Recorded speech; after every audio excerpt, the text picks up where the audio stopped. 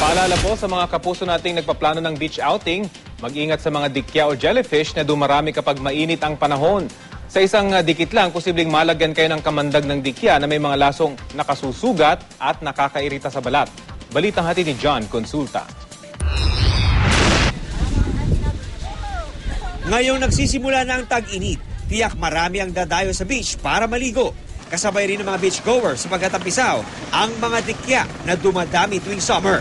Sa katunayan, kapansin-pansin na ang mga ito sa ilang bahagi ng Manila Bay at Bataan. At kung hindi mamamalayan, perwisyo ang dulot ito sa makakapitan. Pag nakapahid sa lambat, pag natalas ka, makate. Tulad na lang na nangyari sa 3 taong gulang na batang ito na nadikitan ng dikya habang naliligo sa isang resort sa Zambales.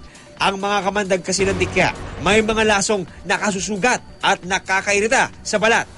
Kaya babala ng Bureau of Fisheries and Aquatic Resources o BIFAR, wag na wag hahawakan ang mga dikya.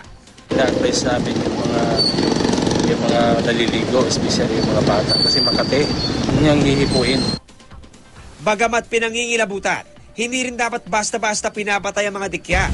Jellyfish is part of the marine ecosystem. So, nagbabalance din siya sa ecosystem sa pamamagitan ng pagkain doon sa mga algae. Kung makapitan raw ng dikya, umahon agad sa dagat. Hugasan ng suka ang apektadong parte ng katawan. Magpatingin agad sa doktor para mabigyan ng tamang gamot. Mas mainam ding magsuot ng rash guard kung maliligo para may proteksyon ng balat sakaling makapitan ng dikya. John Consulta, GMA News.